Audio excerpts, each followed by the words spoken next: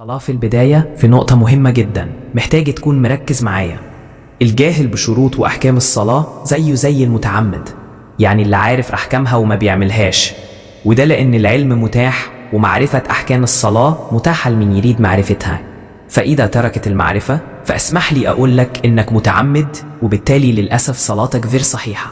طبعا هذا الكلام لا ينطبق مثلا على مجموعة من الناس، مثلا لو عايشين في جزيرة منعزلة لا يوجد لديهم من يعلمهم بالتفصيل كل شروط وأحكام الصلاة.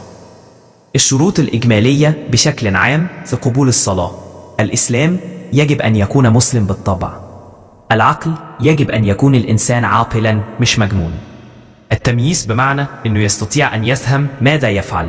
الطهارة والوضوء: إزالة النجاسة من الملابس اللي بيصلي بيها ومن المكان اللي بيصلي فيه.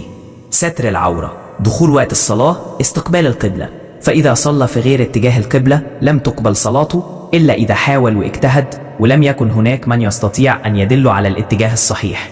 إذا في صحراء مثلا فإن صلاته مقبولة بإذن الله. نية الصلاة: لازم المسلم ينوي القيام بأداء الصلاة. قيام المصلي للصلاة إن كان قادرا، أو الجلوس إذا لم يستطع، أو على جنبه أو على ظهره إذا لم يستطع.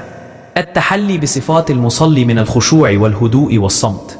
هذه هي القواعد العامة، وفي الحلقة القادمة إن شاء الله سنتكلم عن باقي شروط صحة الصلاة من حيث شكل وهيئة الصلاة.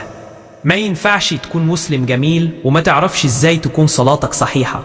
أنا دكتور مصطفى، هقدم لك كل يوم معلومة دينية بسيطة مررها لأولادك عشان يعرفوا أمور دينهم.